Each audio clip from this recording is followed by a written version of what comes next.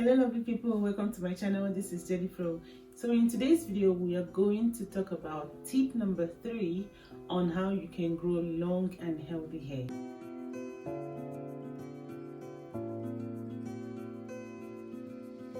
So the third tip is to do a protein treatment. Yes, I know you've heard about protein treatment, you bought protein conditioner, but maybe some of you don't know about this and you don't know why you should do a protein treatment. I am going to tell you why you need a protein treatment and how you can go about it the right way. Okay, so let's do a basic knowledge here. Our hair shaft is made up of 3 layers, that is the cuticle, the cortex and the medulla, but we are going to focus on 2, which is the cuticle and then the cortex. So the cuticle is the outermost layer of the hair, that is the one that you see, you feel and all of those things. Yes, what it does is that it provides a barrier to chemicals and water penetrating into our cortex. Then our cortex is also made up of protein and melanin granules, which determines the color of the hair. But for this protein treatment in particular, we are going to focus on the cortex. The structure and the pattern of our hair is held together by a bond called the disulfide bond. And what protein does is that protein helps to temporarily strengthen and tighten this bond. So what they do is that they bond to that protein in our hair so that our hair doesn't break. I've heard a lot of people say that this porosity, this hair, that hair, I don't need a protein treatment. Regardless of the type of hair you have, regardless whether relaxed, natural, any type of hair, as long as you have hair on your head, you need a protein treatment. The only difference is that the amount you use and the frequency of use might not be the same depending on the porosity of your hair. But to say that you don't need a protein treatment, that is an error and you need to correct it now. Why do I say you need a protein treatment? Every single time you manipulate your hair, you inflict a kind of damage. It can be mechanical damage, it can be chemical damage, even our daily grooming and all of those things that we do on daily basis inflict a kind of damage to our hair. So that is why you need a protein treatment so that your hair doesn't break. And I want to make something clear.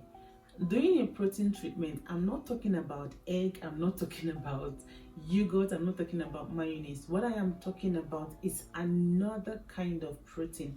The reason why all these things that I mentioned are not regarded as protein, although they are protein, I mean, we can consume it and then they will give the benefit that protein gives to our body, because our body has been built in a way that it can break down those proteins. But for our hair cannot break down those proteins. So when you do those egg and all of those protein treatment that you do on your hair, without using the kind of protein I'm about to mention, you are literally wasting your egg and every other thing. You might get like a temporary result, but that is not what your hair needs. Your hair needs a protein that it can absorb, a protein that it can digest. Let me just put it that way. And that protein has to be hydrolyzed. It has to be broken down into smaller pieces so that it can penetrate your hair. Example of this protein is any kind of protein that is hydrolyzed.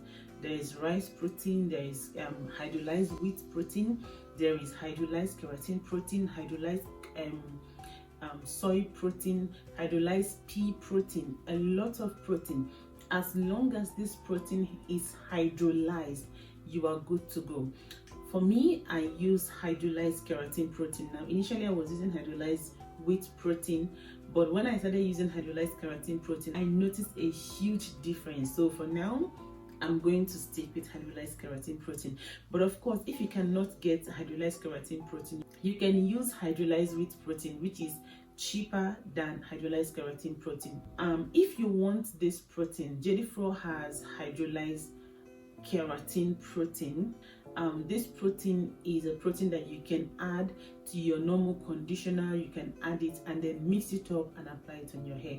The reason why this protein is not like in a protein conditioner, of course you can use a protein conditioner, but for me I prefer using the one that I can add so that I can measure the quantity that I'm using. And also, if you don't know the porosity of your hair, you don't know if you're high low or medium porosity, I would advise that you buy a separate protein that you can add to your conditioner and apply it on your hair. That way you can measure the amount of protein that you are adding and then see how your hair reacts to it. But then if you already know your hair porosity, of course you can buy an already made protein, and some of them combine different types of hydrolyzed protein to give you a better result. If you want to get this protein, you can check my post on my Instagram, on my WeChat. You can add me, you can DM me to place your order on this protein. Okay guys, I hope you enjoyed this video and I hope that this video is helpful. Comment below what you learned from this video. I really want to interact with you guys, and let me know if you find this series interesting and if you want us to continue with this series. I'll see you guys in my next video. Bye bye.